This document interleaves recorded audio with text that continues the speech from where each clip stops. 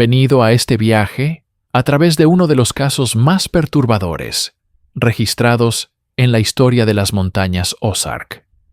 Antes de comenzar, te invito a dejar en los comentarios desde dónde nos ves y la hora exacta a la que estás escuchando esta narración. Nos interesa saber a qué lugares y en qué momentos del día o de la noche llegan estos relatos documentados. En los densos bosques de las montañas Ozark, donde la niebla se aferra a los antiguos árboles como dedos espectrales, existe una historia que ha sido deliberadamente borrada de la mayoría de los registros históricos. El año era 1776, un año conocido por la Revolución y el nacimiento de una nación. Pero mientras la costa este estaba envuelta en la guerra, otro tipo de oscuridad se desarrollaba en el remoto desierto de lo que más tarde se convertiría en Missouri y Arkansas. La mención documentada más antigua de la familia Puitt proviene de los registros de propiedad de tierras en la Virginia colonial. Nathaniel Puitt, nacido en 1734 de inmigrantes ingleses, era reconocido como un hábil carpintero y agricultor de modestos recursos. Su matrimonio con Sarah Blackwood en 1756 quedó registrado en el libro parroquial de una pequeña iglesia a las afueras de Williamsburg. Registros de impuestos indican que vivieron en una pequeña granja durante casi 2 décadas, tiempo en el cual tuvieron 5 hijos. Thomas, nacido en 1758, Elizabeth, en 1760, Catherine, en 1764, Samuel, en 1770, y la pequeña Rebecca, en 1765, lo que impulsó a la familia a abandonar su hogar establecido para aventurarse en la peligrosa frontera, sigue siendo motivo de especulación. Una carta parcial descubierta en los archivos administrativos coloniales sugiere que Nathaniel había tenido dificultades financieras. «Las deudas crecen más allá de mis posibilidades de pagarlas», escribió a un primo a comienzos de 1775. He oído hablar de tierras en los territorios occidentales donde un hombre podría reclamar suficiente superficie para establecer una herencia para sus hijos. Otro fragmento de una carta diferente, fechada en noviembre de 1775, sugiere otro posible motivo. Sarah no ha estado bien desde el nacimiento de Rebecca. El médico sugiere que un cambio de aire podría mejorar su salud. Cualquiera que haya sido la razón, el viaje de la familia Puitt hacia el oeste quedó documentado en múltiples fuentes. Un libro de cuentas de un puesto comercial en Kentucky registró su compra de provisiones en febrero de 1776. Un despacho militar anotó su paso por un fuerte fronterizo en marzo del mismo año. Para abril de 1776, habían llegado a las laderas occidentales de las montañas Ozark, donde Nathaniel presentó una reclamación de tierras ante un administrador colonial francés por una parcela de 200 acres cerca de lo que hoy es el condado de Jasper. La reclamación oficial de la tierra, conservada en los archivos territoriales, describe la propiedad como un valle fértil limitado al norte por acantilados de piedra caliza con abundante agua de un arroyo claro, madera en cantidad y praderas aptas para el cultivo. La firma de Nathaniel en este documento, comparada con sus firmas anteriores en registros de Virginia, muestra una notable firmeza que sugiere a un hombre confiado en su decisión, a pesar de la naturaleza peligrosa del asentamiento fronterizo. La construcción de la casa de los Puitt fue documentada en el diario de un misionero itinerante, quien señaló en junio de 1776 que encontró a una familia recién llegada de Virginia trabajando con empeño en la edificación de una vivienda sustancial.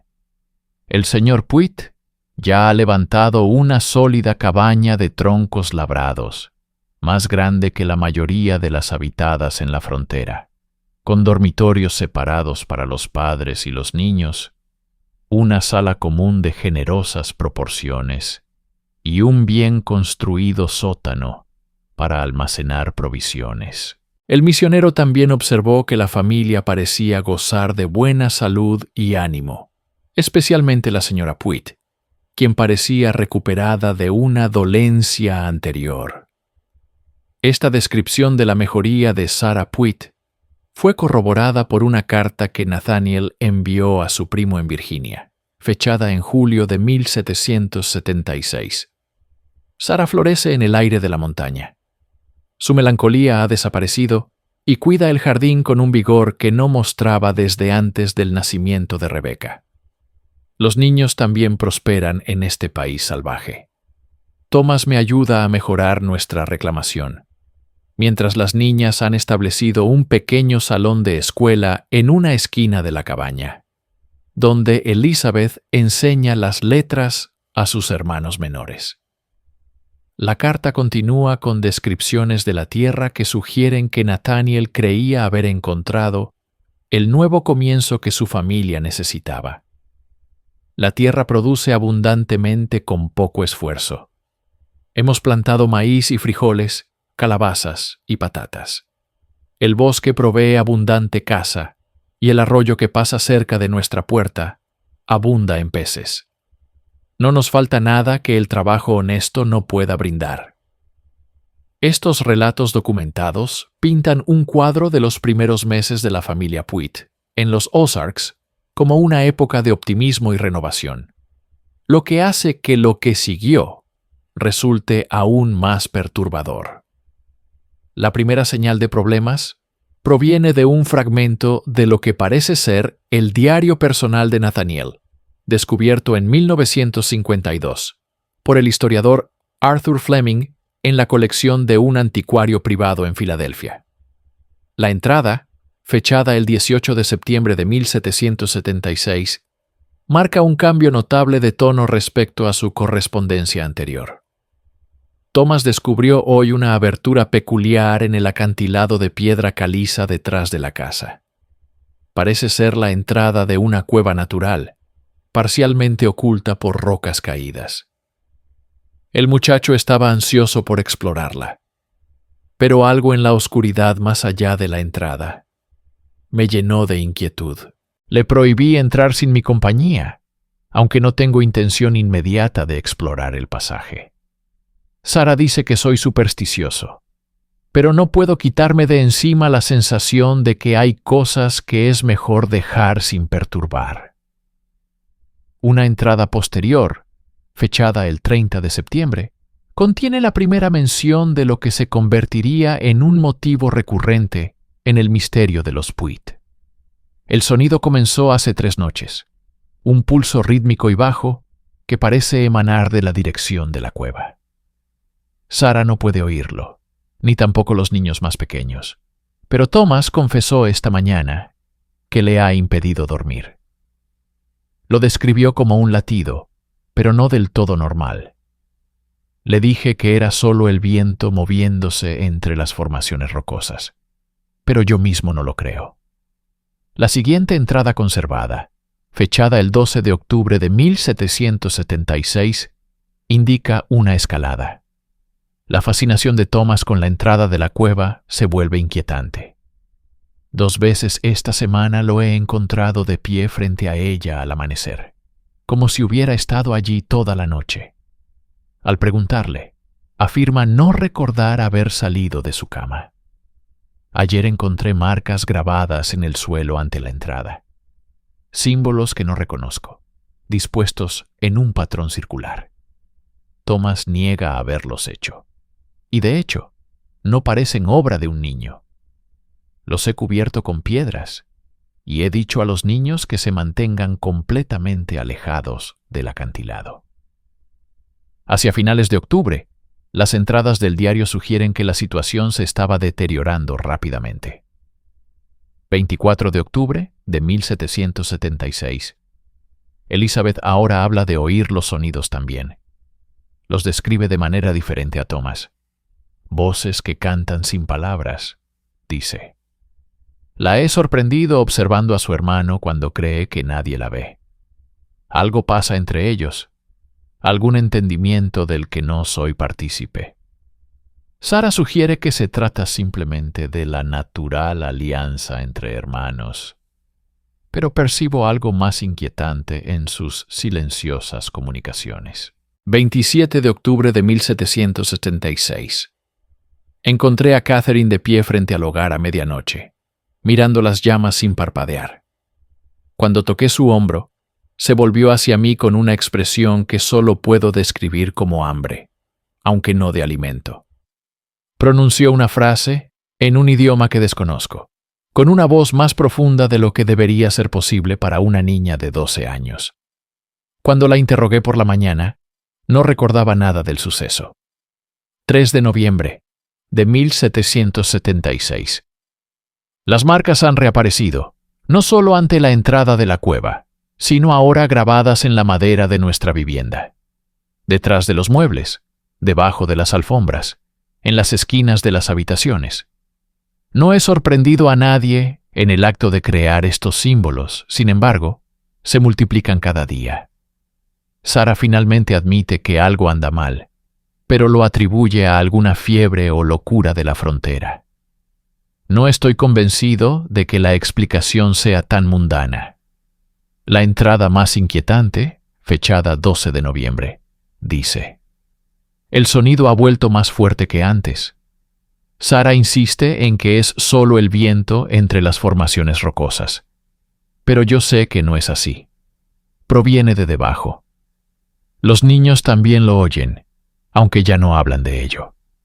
Thomas mira el suelo por las noches.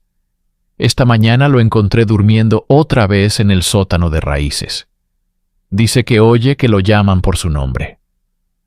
Una semana después, el 20 de noviembre, Nathaniel escribió: Sara encontró marcas en los niños esta mañana, como pequeñas quemaduras en sus hombros y espaldas. Me acusa de una disciplina que no he aplicado.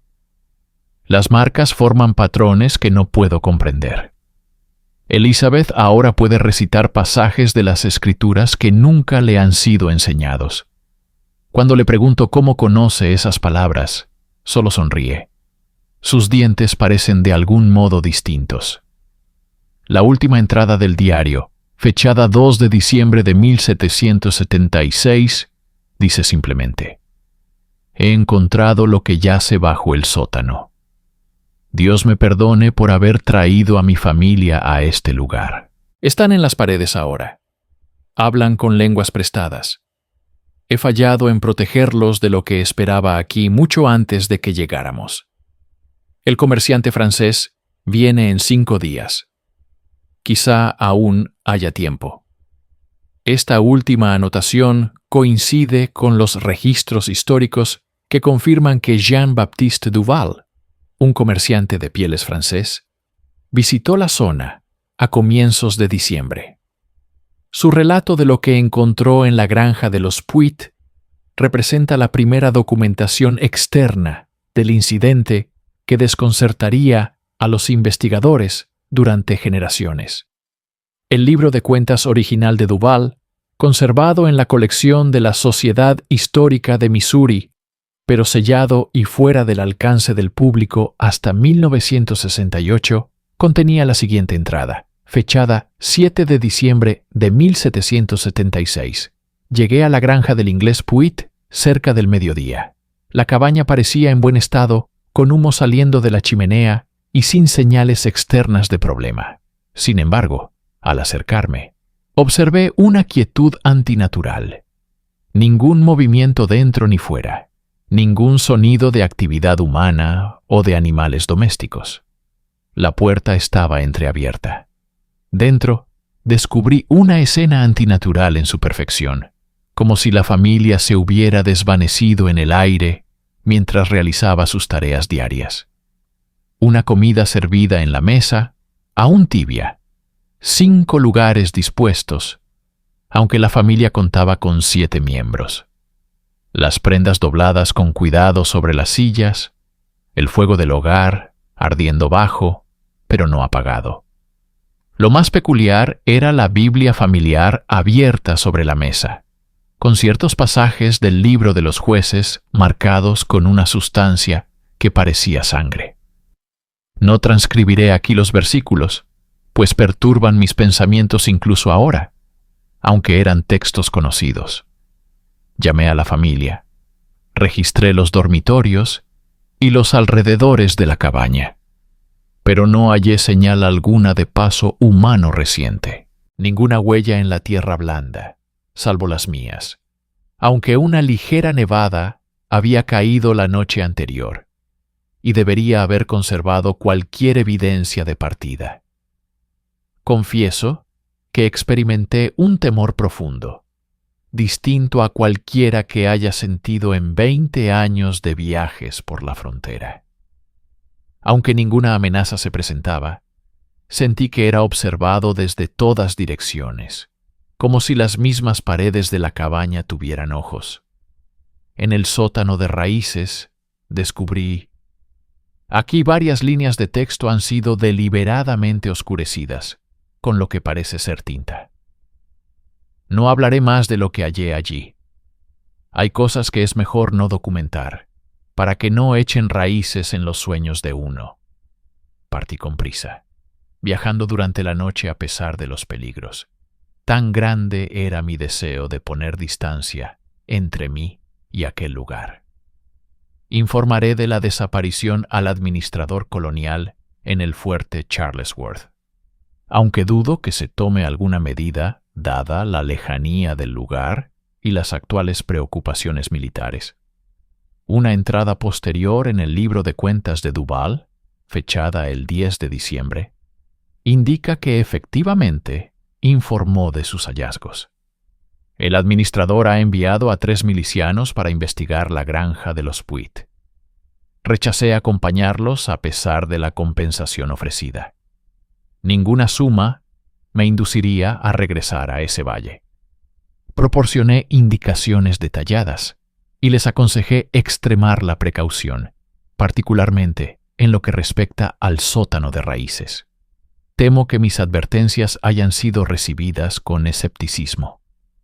Los registros administrativos coloniales confirman que 3 milicianos, el cabo James Harlow, el soldado William Scherer y el soldado Thomas Jenkins, fueron enviados a investigar la granja de los Puit el 12 de diciembre de 1776. No existe en los archivos conservados ningún informe oficial de sus hallazgos. Más reveladora resulta una breve nota en el registro de servicio fechado el 20 de enero de 1777. Harlow, Scherer y Jenkins deben figurar como desertores, con la pérdida de sus haberes.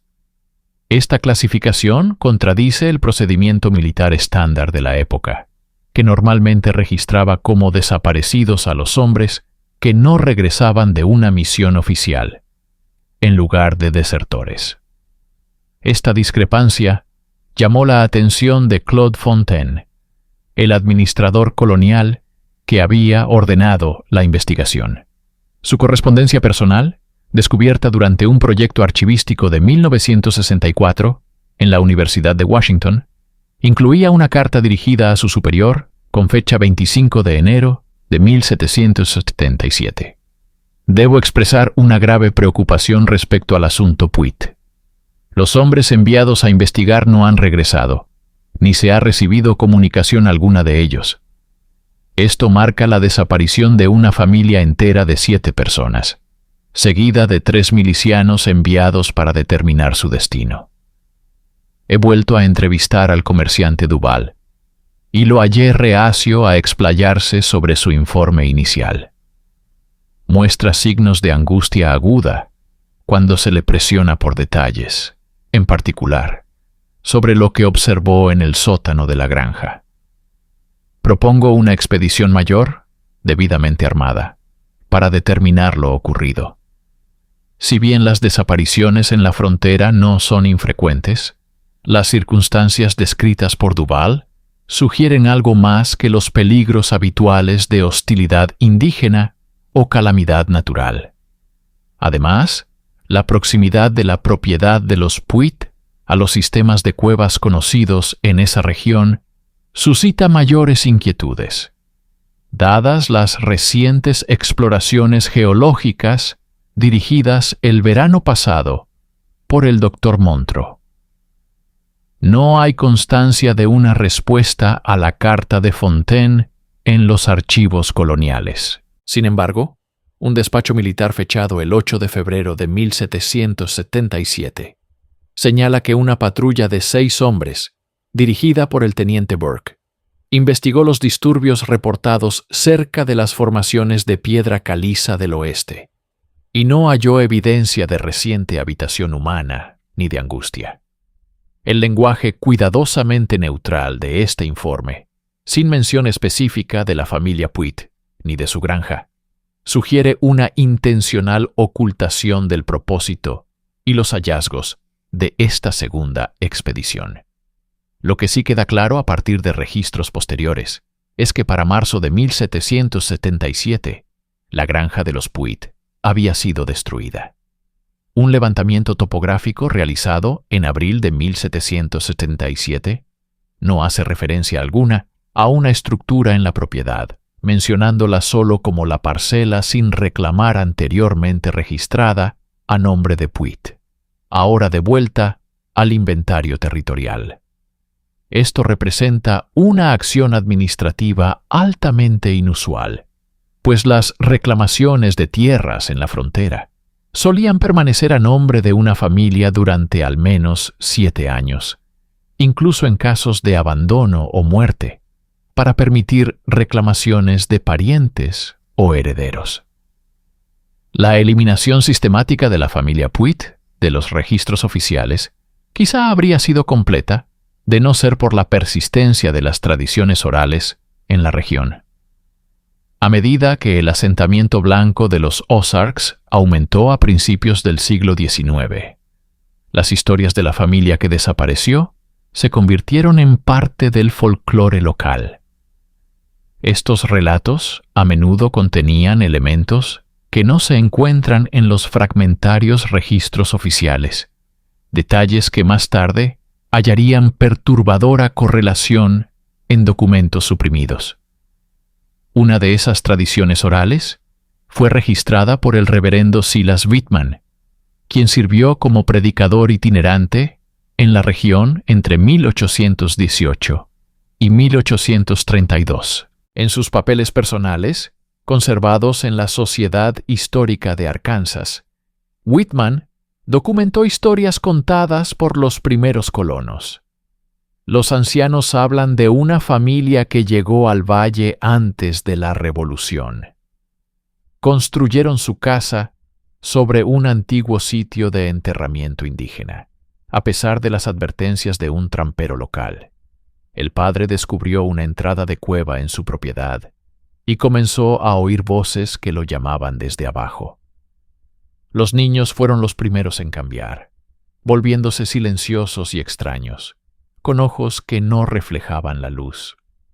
Luego la madre comenzó a caminar de noche, hablando en lenguas que ningún cristiano había oído antes. El padre resistió más tiempo, pero al final, él también fue tomado por lo que vivía bajo la tierra.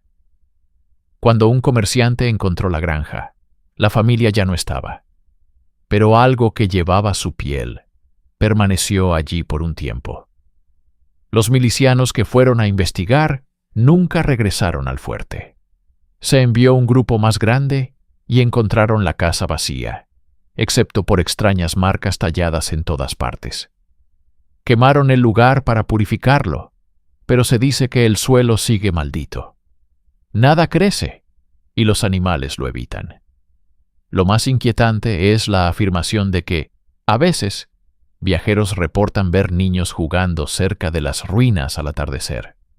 Niños con ojos que no reflejan la luz, que invitan a los transeúntes a bajar y conocer a la familia.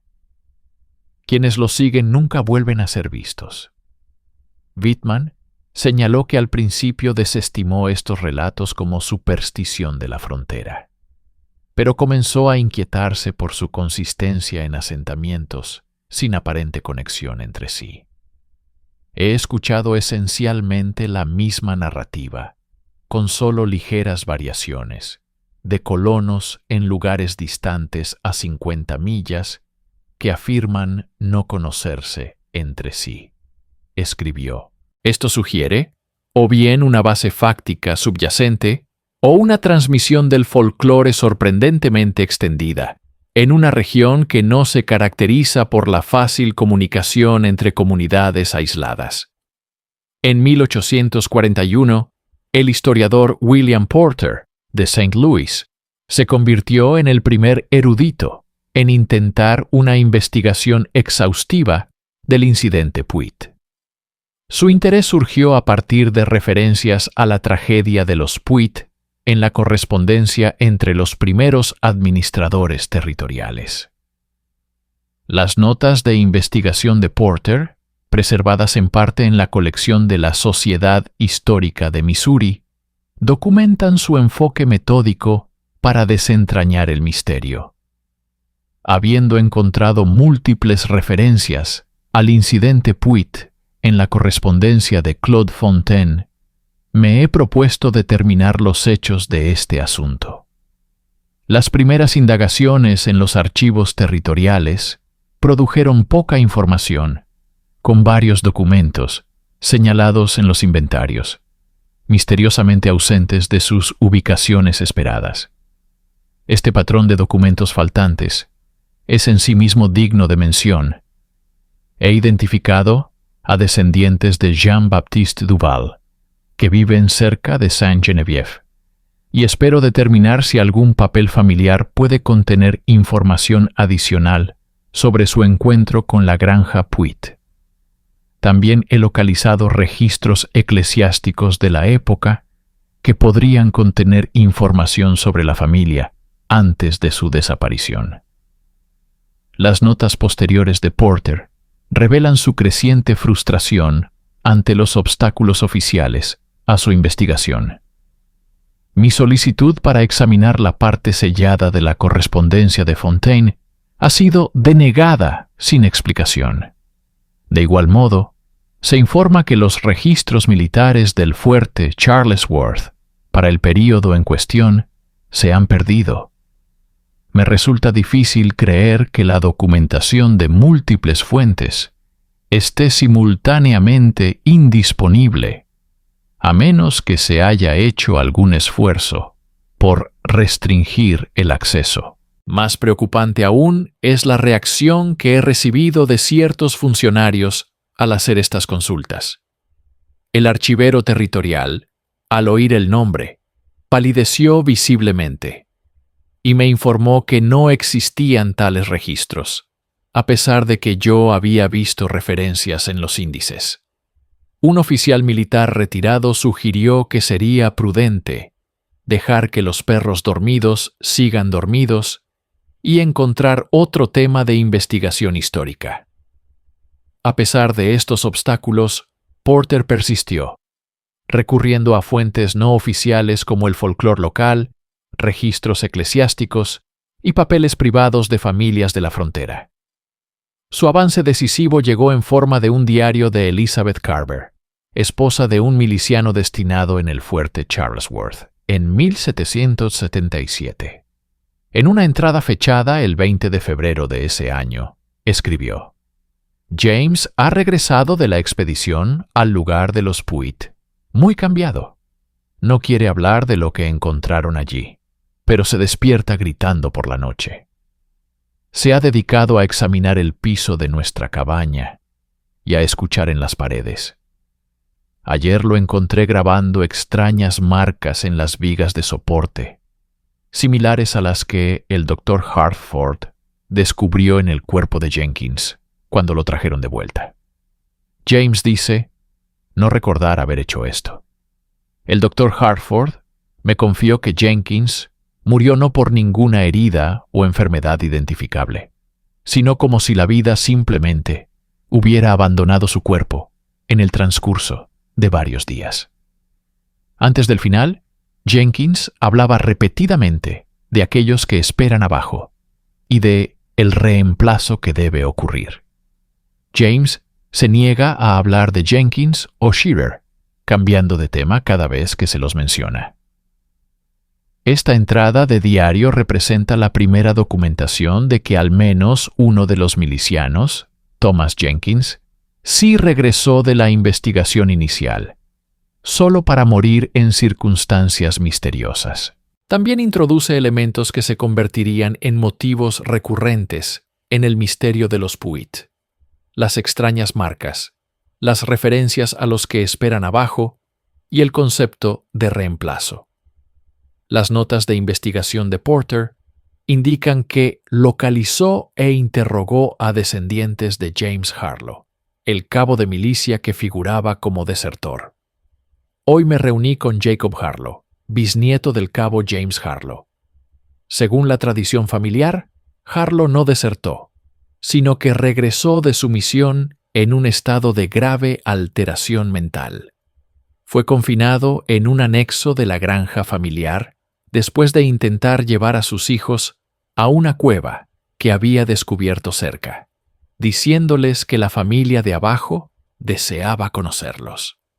Según Jacob, su antepasado pasó sus últimas semanas grabando símbolos en las paredes de su lugar de reclusión y hablando con múltiples voces, incluidas las de niños. Antes de morir, supuestamente le dijo a su esposa: «Se parecen a nosotros, suenan como nosotros, pero no son nosotros. Son pacientes, muy pacientes. Han estado aquí siempre, esperando debajo». Jacob afirma que el cobertizo fue quemado tras la muerte de Harlow. Cuando le pregunté si quedaba algún registro de los símbolos, sacó una pequeña bolsa de cuero que contenía un trozo de madera de aproximadamente 10 centímetros, con marcas talladas en su superficie. Me permitió hacer un dibujo, pero se negó a desprenderse del objeto, alegando que la tradición familiar sostiene que la marca debe permanecer con la sangre o la desgracia seguirá. El dibujo que Porter hizo del artefacto muestra una serie de símbolos interconectados que recuerdan figuras humanas estilizadas, dispuestas en un patrón circular alrededor de lo que parece ser una representación de una cueva o entrada de túnel. La similitud de estos símbolos con el arte rupestre prehistórico hallado en ciertos sistemas de cuevas de los Ozarks no fue advertida por Porter, quien probablemente no conocía esos hallazgos arqueológicos, pero sí sería observada por investigadores posteriores. El documento más revelador descubierto por Porter fue una carta sellada de Claude Fontaine a su superior, fechada el 10 de marzo de 1777, que Porter encontró en la colección personal de la nieta de Fontaine. Le escribo con la más estricta confidencialidad en relación con el asunto de la granja Puit y las investigaciones posteriores. Creo que hemos hecho lo necesario al destruir la vivienda y eliminar los documentos relacionados de los registros oficiales, pero sigo profundamente perturbado por lo que descubrimos. El testimonio de Jenkins antes de su muerte, combinado con las evidencias halladas en el lugar, sugiere algo más allá de la comprensión humana ordinaria. Las marcas encontradas por toda la vivienda coinciden con las descubiertas en las cámaras más profundas del sistema de cuevas detrás de la granja. Marcas que la expedición del Dr. Montreux documentó el verano pasado y atribuyó a una antigua civilización indígena. Lo más inquietante fueron los objetos hallados en el sótano, que parecía haber sido construido deliberadamente sobre un pozo natural que conducía al sistema de cuevas inferior. Las bolsas de tela que contenían restos humanos de diversas antigüedades sugieren que la influencia que afectó a la familia Puit ha estado presente en ese lugar durante generaciones, quizás siglos. Jenkins habló de ver a los milicianos desaparecidos, Harlow y Shatter, en las cuevas bajo la granja, pero aseguró que ya no eran ellos mismos. Su descripción de su comportamiento y apariencia antes de escapar coincide con lo que el comerciante Duval informó sobre los hijos de los Puit. una quietud perfecta, sonrisas antinaturales y ojos que parecen absorber la luz en lugar de reflejarla. Creo que hemos contenido la amenaza inmediata al sellar las entradas más accesibles de las cuevas y eliminar todo registro de la propiedad Puig de los documentos oficiales. Sin embargo, no puedo evitar la convicción de que solo hemos pospuesto y no prevenido una repetición. Las formaciones de piedra caliza de esa región están llenas de pasajes, muchos demasiado estrechos para la entrada de un adulto, pero quizá transitables por niños o individuos más pequeños. Recomiendo que no se permita ningún asentamiento a menos de 5 millas de la reclamación original de Puig, bajo el pretexto de títulos de propiedad inciertos o de reserva militar, si es necesario.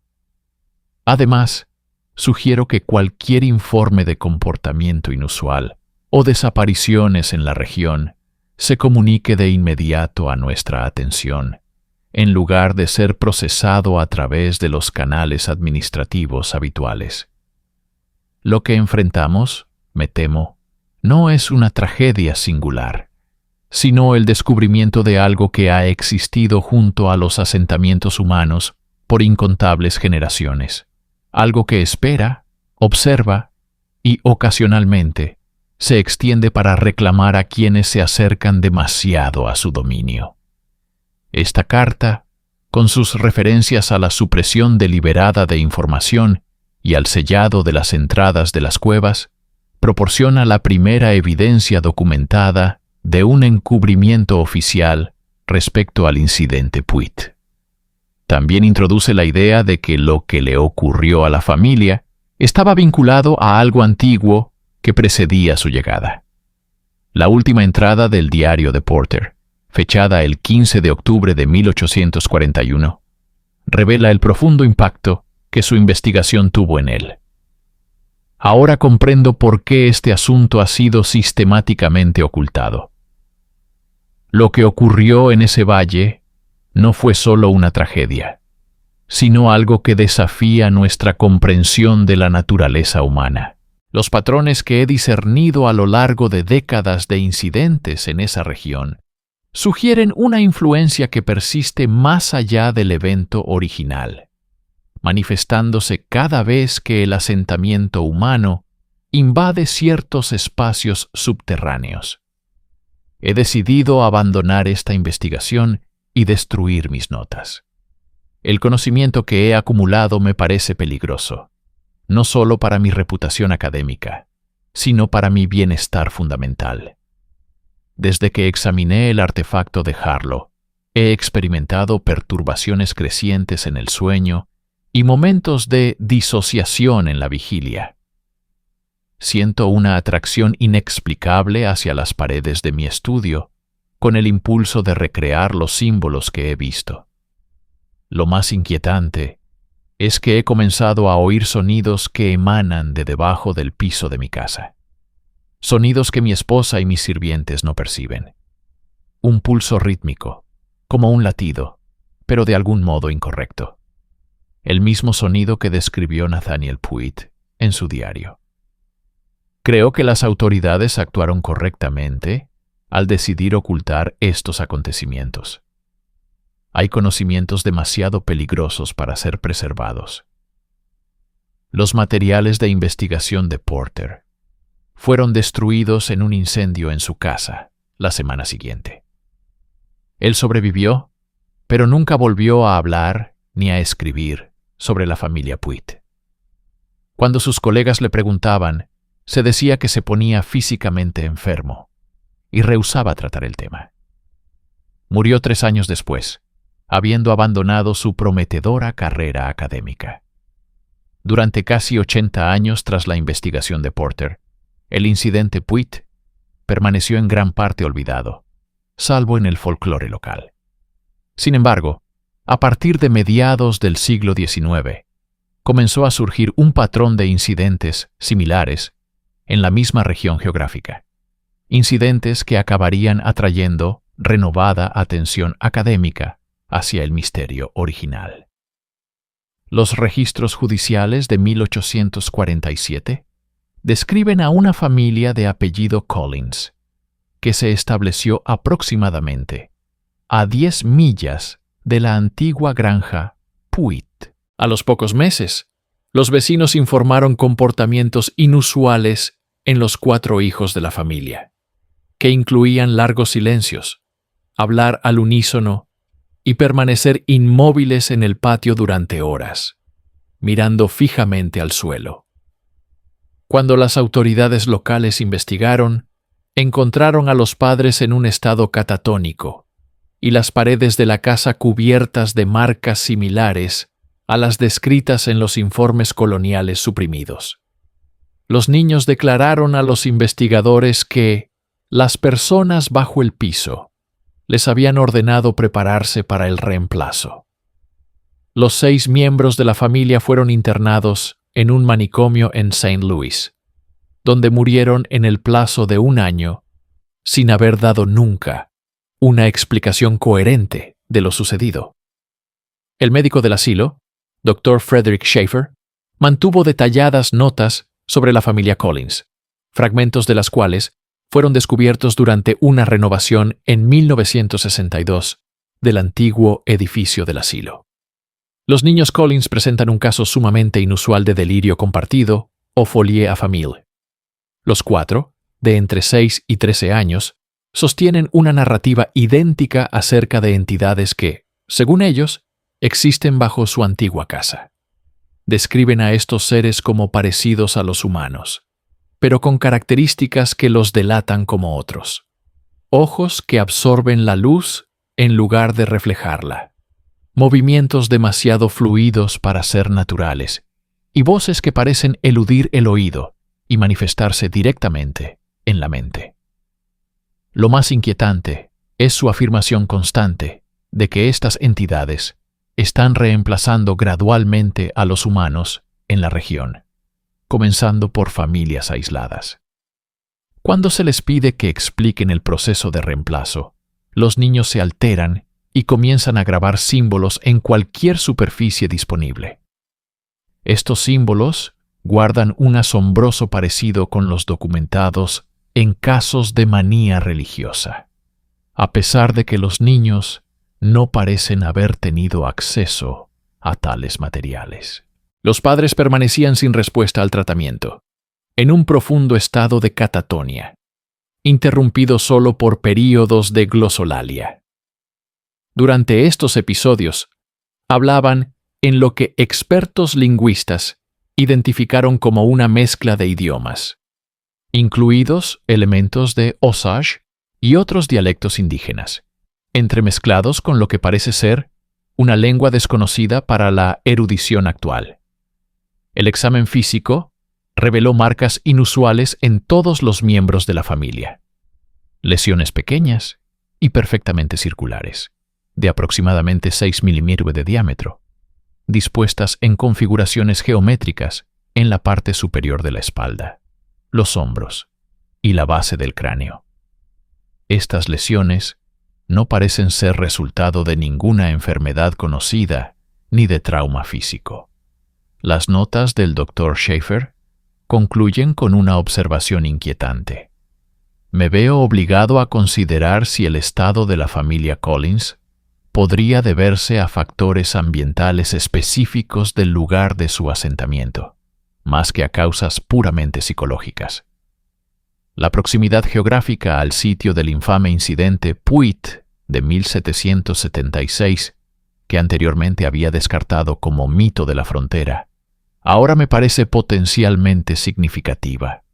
He escrito a la Sociedad Histórica de Missouri solicitando acceso a cualquier documentación del caso anterior para un estudio comparativo. No existe constancia de una respuesta a la consulta de Schaefer, y en sus posteriores publicaciones médicas no volvió a mencionar el caso Collins. Sin embargo, los registros del asilo indican que, tras la muerte del último miembro de la familia, el Dr. Schaefer tomó una larga licencia médica, alegando problemas de salud. Nunca regresó a su puesto y, según se informa, se trasladó a Boston, donde abandonó la práctica psiquiátrica en favor de la investigación botánica. Casos similares aparecieron en 1879, 1904 y 1936, todos dentro de la misma zona geográfica, y todos con el mismo patrón de cambios de conducta, marcas misteriosas y referencias a entidades bajo la tierra. En cada ocasión, las investigaciones oficiales concluyeron con internamiento de los sobrevivientes en instituciones o con la determinación de suicidio colectivo o asesinato-suicidio.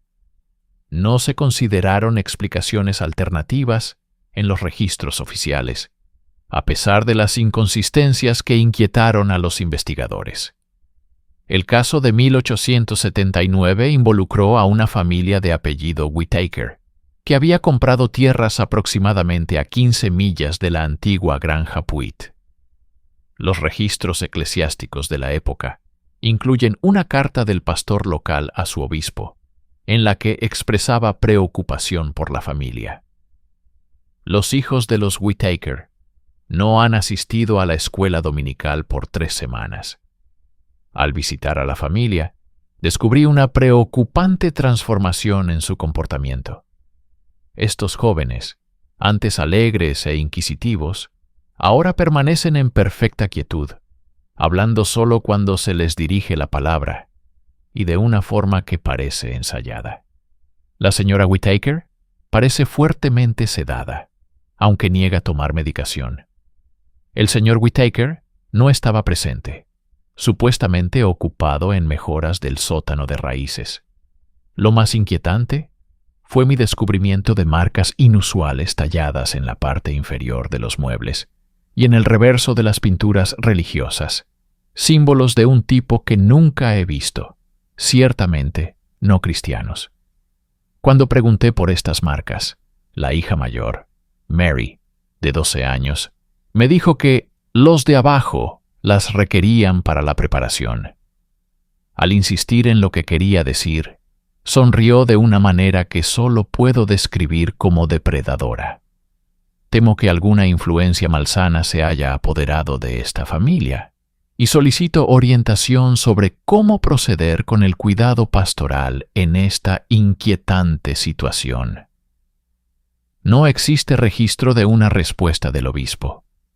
Los archivos de periódicos locales indican que la casa de la familia Whittaker se incendió 2 semanas después de la fecha de esta carta, supuestamente por una linterna que se volcó durante una discusión familiar. Se dijo que los restos de todos los miembros de la familia fueron recuperados y enterrados en el cementerio de la iglesia, aunque los registros del cementerio de esa época no muestran ninguna entrada de entierros de Whittaker. El caso de 1904 está mejor documentado, ya que coincidió con un mayor seguimiento periodístico de las comunidades rurales. La familia Miller, John, su esposa Eleanor y sus 3 hijos, se había trasladado desde Chicago a una propiedad rural en los Ozarks para establecer una granja autosuficiente. 6 meses después de su llegada, las autoridades locales fueron llamadas a la propiedad por vecinos preocupados que no habían visto a la familia en más de una semana. El Jefferson County Gazette informó el 12 de octubre de 1904. Tragedia familiar en un asentamiento remoto. Los agentes del sheriff hicieron un macabro descubrimiento ayer en la granja Miller, donde los 5 miembros de la familia fueron hallados muertos en circunstancias extrañas. Según el sheriff Wilson, la familia parecía haber fallecido varios días antes, aunque no se evidenciaban signos de violencia ni de lucha. Es el caso más extraño que he encontrado en 15 años de servicio, declaró Wilson. La familia estaba sentada a la mesa del comedor, como si estuviera a punto de comer, pero no había comida presente. Las posiciones parecían tranquilas, sin indicios de angustia. El forense, Dr. James Harrison, ordenó trasladar los cuerpos a St. Louis para un examen más detallado, ya que no se pudo determinar la causa de la muerte en el lugar. Los vecinos informaron que la familia Miller se había vuelto cada vez más recluida en los últimos meses y que los niños habían sido retirados de la escuela local en septiembre. De particular interés fueron las amplias modificaciones descubiertas en la propiedad durante la investigación, incluyendo un sótano de raíces elaborado y ampliado, con múltiples cámaras que se extendían hacia la formación de piedra caliza detrás de la casa. Los agentes reportaron marcas inusuales por toda la vivienda, que el sheriff Wilson declinó describir en detalle. Un artículo de seguimiento, publicado una semana después, informó que el forense había determinado como causa de muerte la ingestión de una sustancia fúngica venenosa, probablemente confundida con setas comestibles. Una conclusión que no logró explicar por qué no se encontró ningún rastro de esa sustancia en la casa, ni por qué la familia habría permanecido sentada a la mesa, mientras el veneno hacía efecto. Más reveladora resulta una carta personal escrita por el agente adjunto Samuel Jenkins a su hermano, descubierta durante un proyecto de investigación de 1965 sobre los primeros cuerpos policiales de los Ozarks. No puedo quitarme de la mente lo que encontramos en la casa de los Miller. El informe oficial menciona a la familia sentada a la mesa, pero no refleja la extrañeza de la escena. Estaban demasiado quietos, dispuestos con una perfección inquietante, y sus expresiones, lejos de ser pacíficas como afirmó el sheriff, parecían vacías, como si algo esencial hubiera sido extraído de ellos. Las marcas que encontramos no eran simples grafitis ni símbolos religiosos. Cubrían cada superficie, paredes, techos, suelos, incluso talladas en los muebles de la familia y grabadas en su cubertería, formando intrincados patrones que parecían cambiar al mirarlos desde distintos ángulos. Cuanto más las observaba, más sentía que ellas me observaban a mí. Pero fue el sótano de raíces lo que realmente perturba mi sueño. El informe oficial menciona las modificaciones, pero no explica que la familia excavó un pasadizo que se extendía al menos 30 pies, unos 9 metros, hacia el acantilado de piedra caliza detrás de su casa. En el final de este pasaje había un pozo vertical que descendía a la oscuridad. No pudimos determinar su profundidad, pues las antorchas que arrojábamos se apagaban antes de llegar al fondo. Cerca de este pozo, descubrimos un diario de John Miller. Las primeras entradas describían, de manera normal, las labores de establecimiento de la granja. Pero a partir de agosto, tomaron un giro inquietante. Miller escribió que oía sonidos que emanaban del acantilado por la noche. Voces sin palabras. Las llamaba. Describió a sus hijos fascinados por la formación de piedra caliza, pasando horas con el oído pegado a la roca. Las últimas entradas documentan el descubrimiento de la cueva y su exploración inicial. Afirmó haber encontrado evidencias de una antigua habitación y marcas idénticas a las que sus hijos habían empezado a dibujar sin haberlas visto jamás. La última entrada coherente, fechada el 1 de octubre, dice: «No nos están hablando a nosotros, están hablando a través de nosotros. Temo que nos hayamos convertido en recipientes de algo que ha esperado en la oscuridad durante generaciones». El sheriff ordenó quemar el diario tras leerlo. También nos ordenó no hablar nunca del pozo ni de las marcas, instruyendo al forense a encontrar una causa natural verosímil para las muertes. Cuando cuestioné esta decisión, me apartó y me dijo que casos similares habían ocurrido en la región anteriormente y que la política oficial era evitar el pánico y proteger el valor de las propiedades. Entregué mi placa la semana siguiente. No puedo servir en una oficina que oculta la verdad, especialmente cuando sospecho que ese ocultamiento puede permitir futuras tragedias. Escribo este relato para que algún registro de lo que realmente ocurrió sobreviva. Se informó que el adjunto Jenkins dejó Missouri poco después de su renuncia, mudándose a Oklahoma. Los intentos de investigadores posteriores por localizarlo a él o a sus descendientes no tuvieron éxito. El caso de 1936 está particularmente bien documentado, ya que involucró a una familia de apellido Larson que se había trasladado recientemente desde Chicago a una propiedad rural en los Ozarks. El padre, Edward Larson, era periodista y había llegado a la región investigando desapariciones históricas para un libro. Los vecinos informaron que el comportamiento de la familia cambió drásticamente, aproximadamente 2 meses después de que comenzaran renovaciones en su propiedad. Renovaciones que incluían la ampliación del sótano de raíces. El informe policial final indicó que Larson mató a su esposa y a sus 2 hijos antes de quitarse la vida. Pero los agentes que acudieron al lugar señalaron inconsistencias que no pudieron explicar. La familia fue encontrada sentada alrededor de la mesa del comedor, muerta, pero sin mostrar heridas visibles. Los resultados de la autopsia fueron sellados por orden judicial y siguen sin estar disponibles para los investigadores. Lo más notable fue la declaración del ayudante del sheriff que entró primero en la casa. Estaban sentados allí, como si el tiempo se hubiera detenido, todos mirando el mismo punto en el suelo. Sus rostros no se veían bien, como si estuvieran de algún modo estirados, y las marcas en todas las paredes. No sé en qué idioma estaban, pero no era inglés.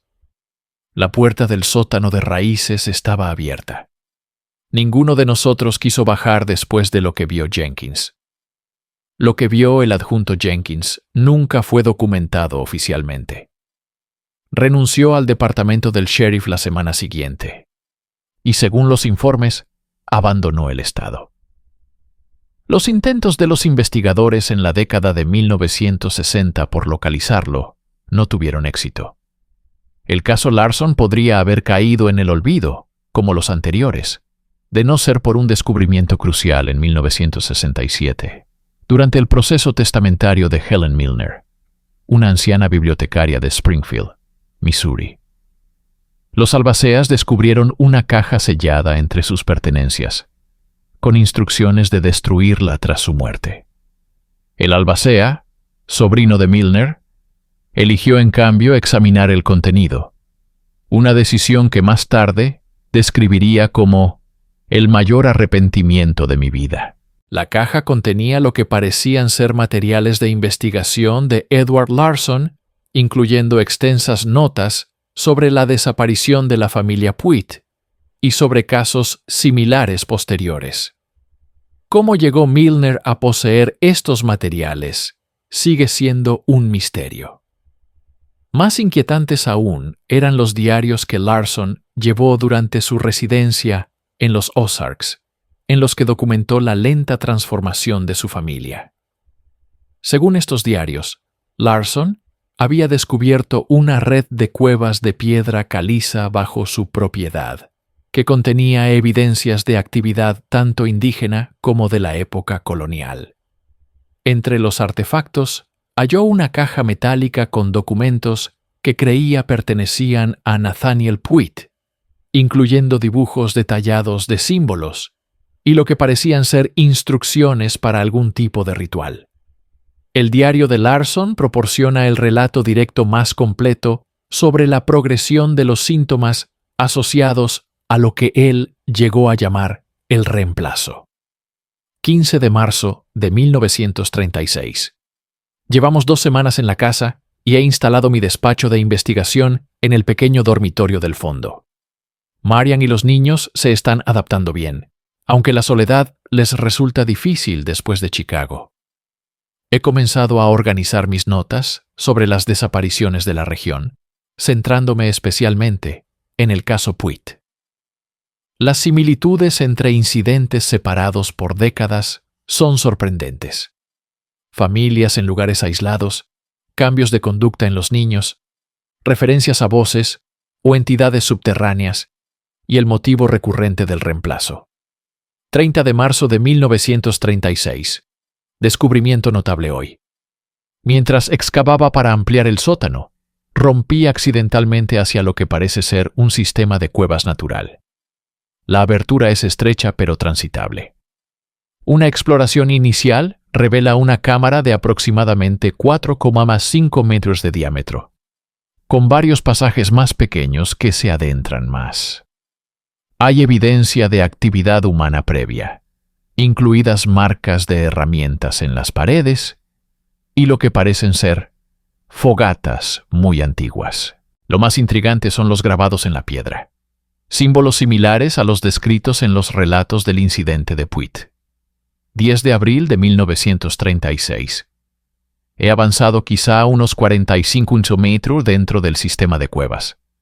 Los pasajes son complejos, con muchas bifurcaciones y niveles. En una cámara, a unos 9 metros bajo la superficie, descubrí una caja metálica de fabricación colonial, muy corroída pero intacta. Dentro había papeles y un pequeño diario encuadernado en cuero, que creo perteneció a Nathaniel Puig. La caligrafía coincide con la muestra que obtuve de los archivos de Virginia. El diario contiene dibujos de símbolos idénticos a los grabados en las paredes de la cueva, junto con un texto que parece ser una especie de instrucciones, aunque su propósito no está claro. 18 de abril de 1936. Emily mencionó haber oído cantos provenientes de las paredes anoche. Cuando le pedí detalles, los describió como voces sin palabras. Su descripción coincide casi al pie de la letra con los relatos de casos anteriores, aunque nunca he hablado de mi investigación con los niños. Michael se ha obsesionado con la puerta del sótano, sentándose frente a ella durante horas. Marian sugiere que se trata simplemente de la curiosidad infantil por mi trabajo allí, pero me inquieta la intensidad de su concentración. 25 de abril de 1936. Marian descubrió marcas inusuales en la espalda de Emily esta mañana. Pequeñas lesiones circulares dispuestas en un patrón geométrico. Emily dice no saber cómo aparecieron y no siente molestia alguna. El patrón coincide con un símbolo de las paredes de la cueva. No le he contado a Marian esta correlación. Michael ha comenzado a dibujar de forma compulsiva, siempre los mismos símbolos interconectados, idénticos a los del diario de Puig. Cuando le pregunto dónde vio esos diseños, solo responde: la gente de debajo del piso me los mostró. 3 de mayo de 1936. Los niños se han vuelto cada vez más sincronizados en sus movimientos y su forma de hablar, a menudo terminando las frases del otro o hablando al unísono sin aparente conciencia de hacerlo. Pasan horas en conversaciones, en susurros que cesan cuando los adultos se acercan. Marian informa haber escuchado sonidos bajo el piso por la noche. Un pulso rítmico que describe como un latido, pero de alguna manera incorrecto. No le he dicho que esto coincide exactamente con la descripción de Nathaniel Puig de 1776, 12 de mayo de 1936.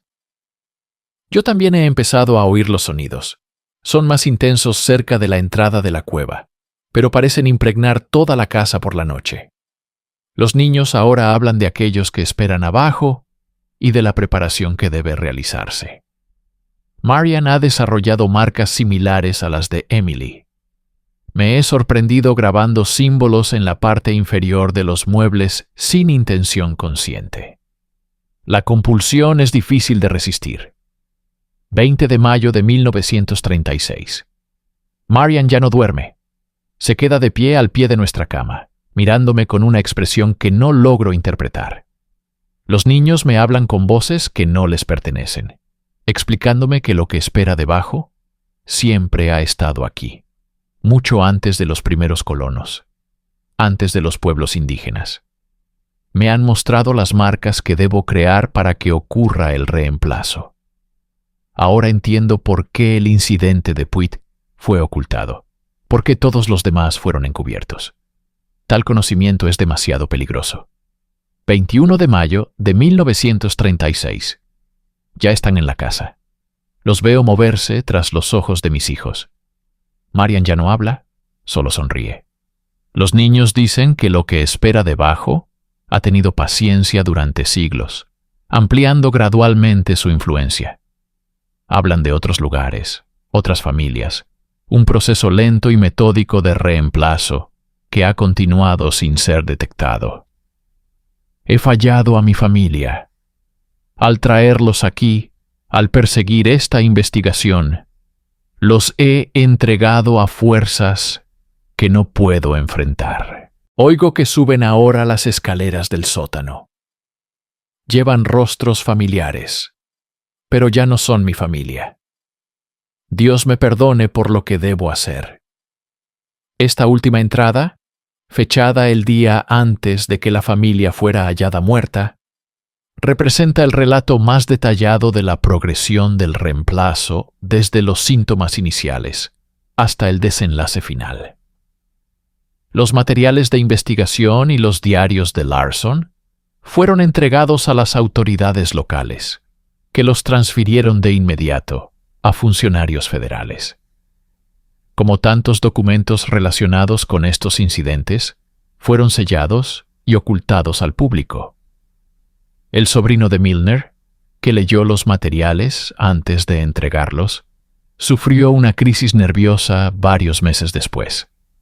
Durante su tratamiento, mencionó repetidamente el reemplazo y dibujó símbolos en sus paredes que, según informes, coincidían con los descritos en los diarios de Larson. La concentración geográfica de estos incidentes llevó a algunos investigadores a plantear la hipótesis de una conexión con las características geológicas únicas de la región de los Ozarks. Esta zona es conocida por sus extensos sistemas de cuevas de piedra caliza, algunos de los cuales contienen evidencias de actividad humana que se remontan a miles de años.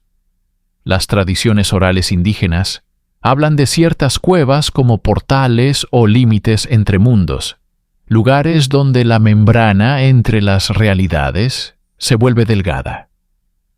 La evidencia arqueológica sugiere que algunos sitios de cuevas en la región fueron utilizados con fines ceremoniales por diversas culturas indígenas mucho antes de la llegada de los colonos europeos. El arte rupestre descubierto en cavernas remotas representa figuras humanoides con rasgos distorsionados y símbolos similares a los descritos en los relatos del incidente de Puig y casos posteriores. En 1923, la antropóloga Margaret Welch realizó una investigación sobre las tradiciones populares de los Ozarks, grabando entrevistas con ancianos residentes que compartieron historias transmitidas de generación en generación sobre la familia que desapareció. Estas grabaciones, conservadas en la Universidad de Washington en St. Louis, estuvieron restringidas al acceso público hasta 1967, cuando se liberaron parcialmente para investigadores calificados. En una de esas grabaciones, Joseph Miller, de 94 años, relató lo que su abuelo le había contado. No simplemente desaparecieron, ¿entiendes? Estaban allí, y luego no, pero dejaron algo atrás. Algo que ya no eran ellos, pero que llevó sus rostros por un tiempo. Eso fue lo que dijeron los viejos. Por eso quemaron el lugar. El fuego limpia. Otra anciana, Martha Cooley, habló de un diario que guardaba su bisabuela, el cual contenía un relato de segunda mano del incidente. Encontraron primero a los niños, todos sentados a la mesa como si estuvieran esperando la cena.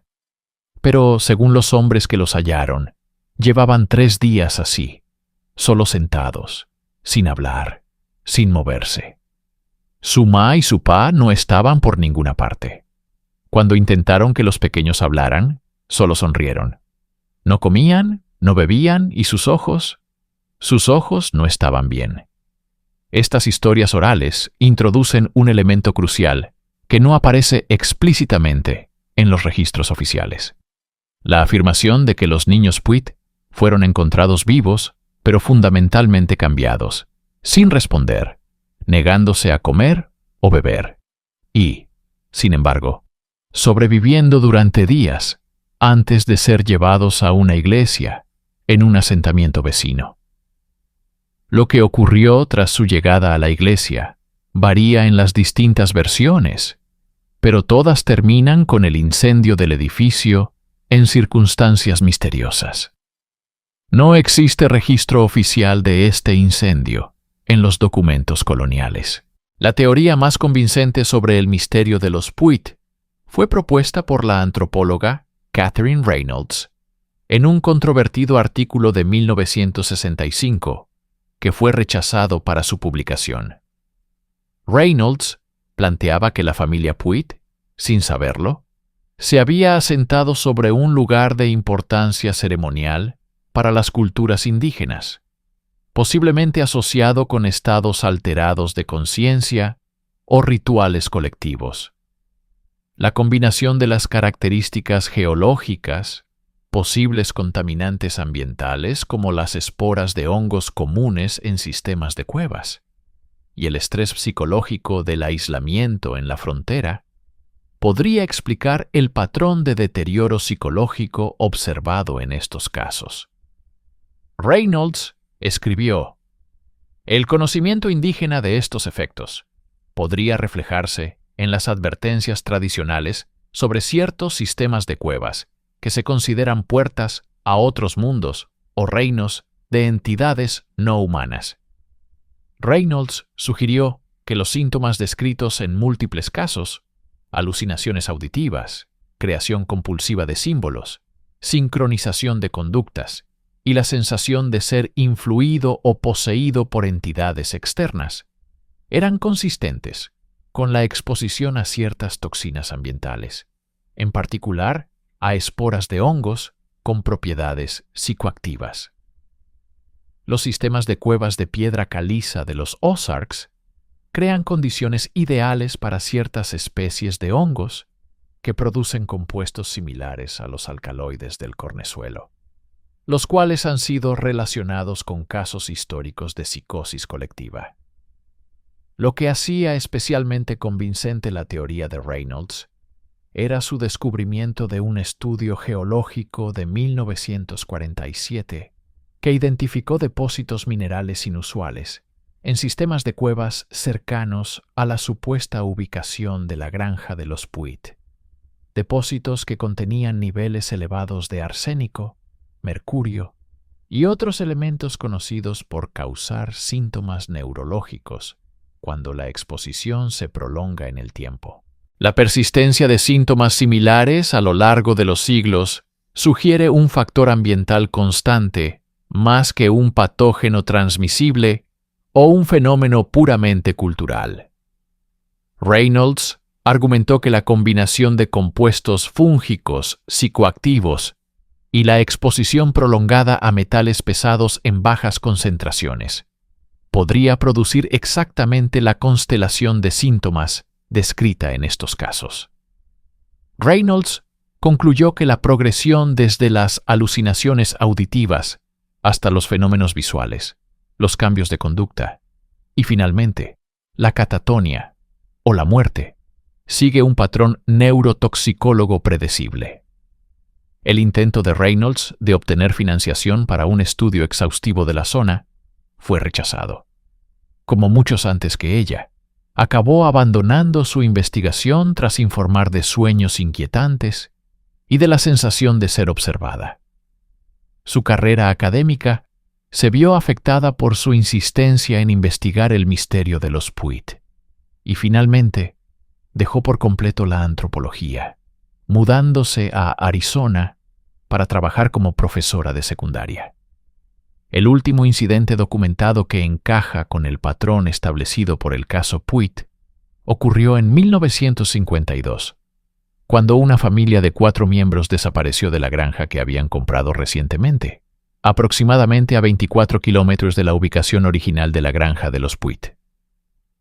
El caso recibió poca atención en su momento, atribuyéndose la desaparición a un abandono después de descubrir que la propiedad se encontraba sobre un sistema de cuevas inestable.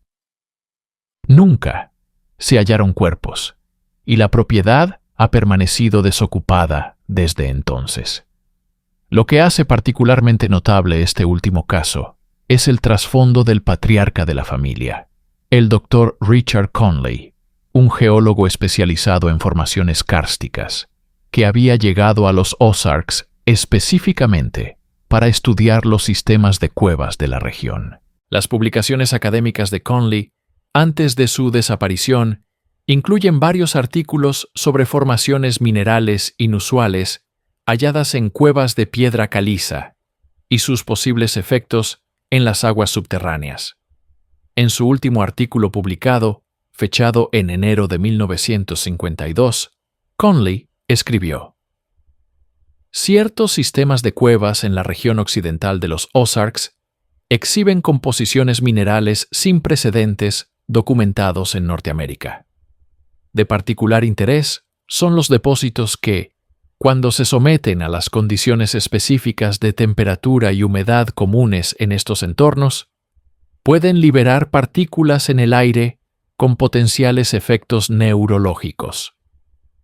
Los relatos históricos de fenómenos psicológicos inusuales asociados con estos sistemas de cuevas podrían tener su origen en estas exposiciones ambientales más que en las explicaciones sobrenaturales que a menudo se les atribuyen.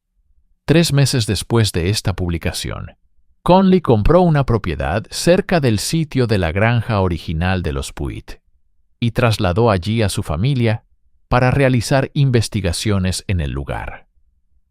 No volvieron a aparecer publicaciones académicas a su nombre. Cuando las autoridades investigaron la desaparición de la familia en junio de 1952, encontraron la casa intacta, pero deshabitada, con una comida servida en la mesa, una escena inquietantemente parecida al incidente original de los Puit. Aún más perturbador fue el hallazgo del diario de campo de Conley, que documentaba su exploración de un sistema de cuevas accesible a través del sótano de la propiedad. Las últimas entradas describen su descubrimiento de patrones de crecimiento inusuales en formaciones de hongos cerca de depósitos minerales y su decisión de recoger muestras para analizarlas. Señalaba que sus hijos habían comenzado a mostrar una agudización de los sentidos después de acompañarlo en varias expediciones a las cuevas, incluyendo la capacidad de orientarse perfectamente en la oscuridad total y de comunicarse sin hablar. La última entrada, fechada el 3 de junio de 1952, dice simplemente: ellos siempre han estado aquí. No es una contaminación, sino una comunión. Los niños ya entienden. Susan está empezando a aceptar. Yo soy el último en comprender lo que estamos convirtiéndonos. El reemplazo no es un final, sino una transformación. Los registros del condado indican que, tras este incidente, una sociedad local de preservación histórica compró una gran extensión de terreno que abarcaba tanto esta propiedad como la ubicación presunta de la granja original de los Puit. El propósito declarado era la conservación ambiental, pero desde entonces no se ha permitido ningún desarrollo ni investigación en el área. Los intentos de periodistas e investigadores por acceder a estos lugares han sido sistemáticamente rechazados. En 1959, la última descendiente conocida de uno de los 3 milicianos que desaparecieron mientras investigaban la granja original de los Puit concedió una entrevista a un historiador local.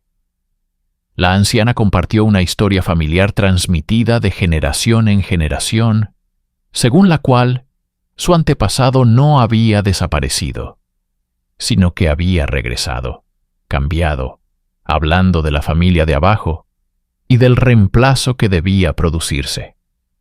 Según la tradición familiar, fue confinado en un cobertizo de la granja, donde grabó símbolos en las paredes y hablaba con voces que no eran las suyas hasta su muerte, 3 semanas después. Antes de morir, supuestamente le dijo a su esposa: «Se parecen a nosotros, suenan como nosotros, pero no son nosotros. Y son pacientes, tan pacientes. Siempre han estado aquí, esperando debajo». Los Puit fueron solo el comienzo. Esta afirmación, coherente en múltiples relatos independientes, separados por décadas, sugiere una continuidad de experiencias que trasciende la explicación como simple folclore o coincidencia. Señala la existencia de algo persistente en esa región, algo que espera, observa, y de vez en cuando se extiende para reclamar a quienes se acercan demasiado a su dominio. En 1968, durante las renovaciones del Palacio de Justicia del Condado de Jasper, Missouri, los trabajadores descubrieron un compartimento sellado dentro de una pared que contenía una caja metálica. Dentro había una colección de documentos que databan de finales del siglo XVIII, incluido lo que parecía ser un informe oficial parcial relacionado con el incidente Puit. El informe, escrito por un funcionario colonial francés, describía hallazgos en la granja que contradecían la versión de una simple desaparición. Según este documento, las pruebas físicas sugerían que la familia había tenido un comportamiento inusual en las semanas previas al incidente. Las paredes de la cabaña habían sido inscritas con símbolos ocultos detrás de muebles y tapices. Debajo de las tablas del piso, los investigadores encontraron pequeñas bolsas de tela que contenían dientes humanos, cabello y fragmentos de hueso, algunos de los cuales parecían ser anteriores a la llegada de la familia Puit, lo que indicaba que ellos habían descubierto estos objetos en la propiedad. Lo más perturbador era la descripción del sótano. Los documentos afirmaban que la excavación reveló que el sótano había sido construido deliberadamente sobre lo que parecía ser la entrada de una cueva natural de piedra caliza. La cueva en sí mostraba evidencias de una ocupación humana mucho más antigua, con marcas similares a las encontradas en la cabaña, grabadas en las paredes de piedra. El informe del funcionario colonial concluía que la familia Puit no había desaparecido, sino que había huido de la zona después de despertar algo que había dormido durante mucho tiempo bajo su morada. Este documento fue transferido a la Sociedad Histórica de Missouri, pero quedó fuera del acceso público por orden federal en 1969. La razón oficial fue la preservación histórica, pero los investigadores que intentaron consultarlo fueron rechazados sin más explicación. Ese mismo año, 1968, el antropólogo Robert Chambers dirigió una excavación arqueológica en las inmediaciones de la supuesta ubicación de la granja de los Puit. Las notas de campo de la expedición indican que descubrieron los cimientos calcinados de una gran cabaña y evidencias de un sótano que había sido rellenado con piedras. Los intentos de excavar el sótano fueron abandonados después de que 3 miembros del equipo informaran de una angustia psicológica extrema, incluidas pesadillas vívidas y alucinaciones auditivas.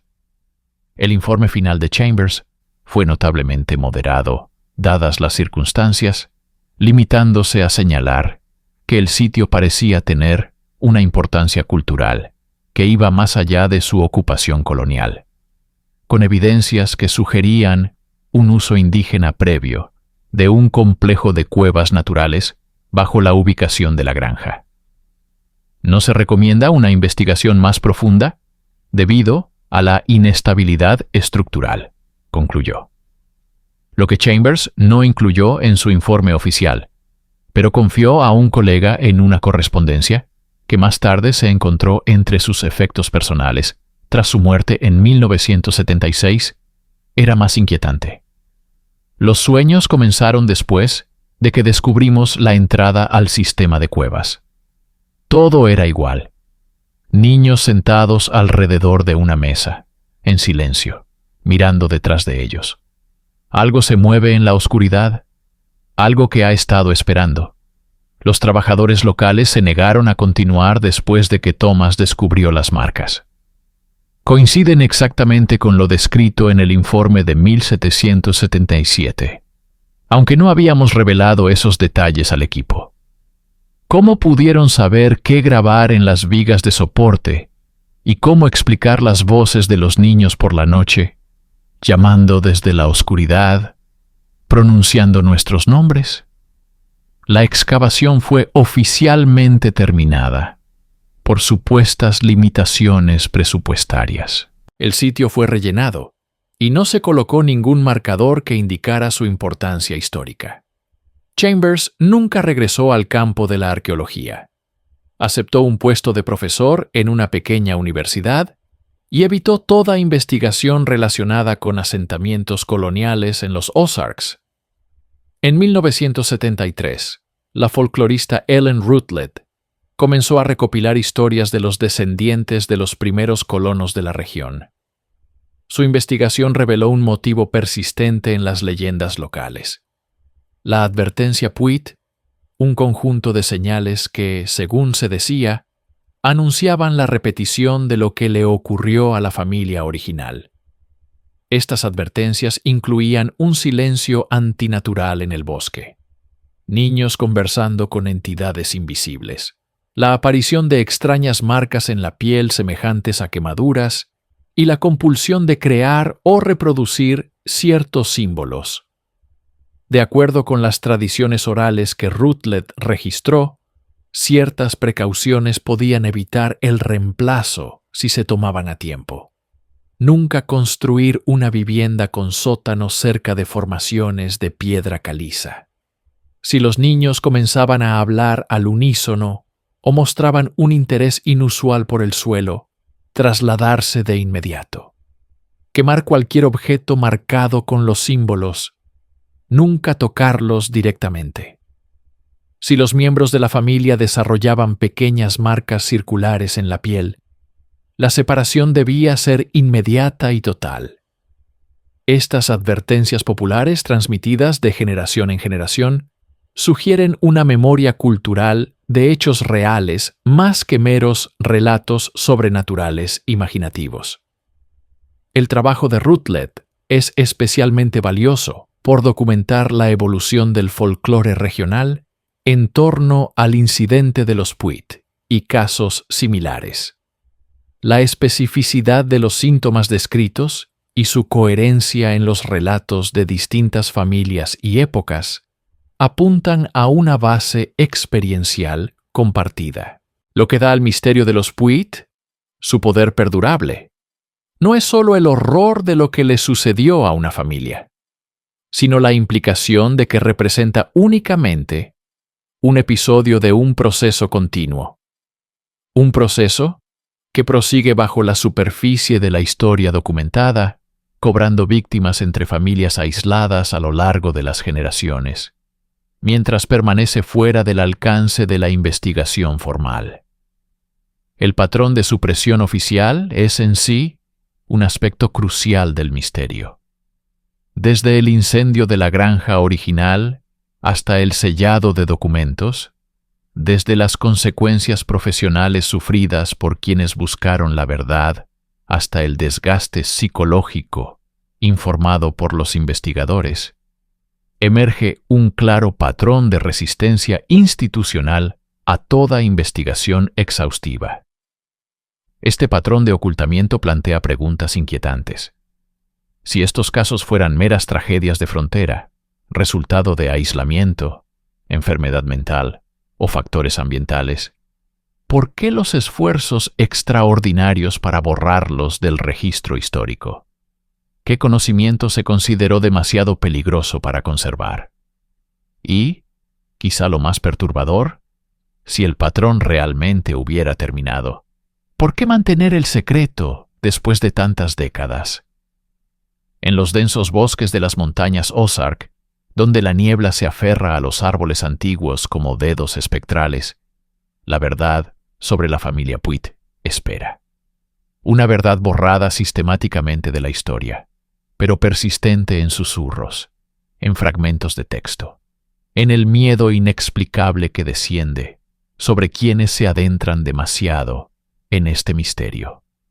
La tierra que alguna vez perteneció a la familia Puig ha permanecido en gran parte intacta. Los excursionistas y cazadores evitan la zona, hablando de un silencio inusual, de la sensación de ser observados. Los guías locales se niegan a llevar grupos allí, aduciendo sumideros peligrosos y sistemas de cuevas inestables. Los mapas gubernamentales de la región muestran curiosos espacios en blanco donde debería haber información topográfica detallada. Y, a veces, según los residentes locales que aún transmiten las advertencias, los niños desaparecen en esos bosques. Regresan días después, físicamente ilesos, pero más callados, de alguna manera diferentes. Hablan de jugar con otros niños bajo la tierra, de adultos con sonrisas alargadas que les enseñaron canciones sin palabras. Dibujan símbolos en las paredes de sus habitaciones y escuchan el suelo por la noche. El reemplazo, al parecer, continúa lenta y pacientemente, una persona a la vez. La puerta que la familia Puig abrió sin darse cuenta permanece entornada. Y lo que espera bajo las colinas de los Ozarks continúa su lenta emergencia hacia nuestro mundo. Quizá el verdadero horror del misterio Puig no sea lo que le ocurrió a una familia en 1776, sino lo que comenzó con ellos, un proceso que aún se desarrolla en silencio y oscuridad, bajo el peso de la supresión sistemática y la negación institucional. Un proceso que quizá incluso ahora esté llegando a su culminación. La verdad permanece enterrada en documentos sellados, en cuevas colapsadas, en las mentes de aquellos que vislumbran el patrón y eligen el silencio en lugar de la locura. Pero los patrones, una vez establecidos, tienden a perpetuarse, y algunas puertas, una vez abiertas, no pueden volver a cerrarse. En los densos bosques de las montañas Ozark, donde la niebla se aferra a los árboles antiguos como dedos espectrales, algo espera, algo que porta rostros familiares y habla con voces prestadas, algo que ha sido paciente durante siglos y que aún tiene hambre.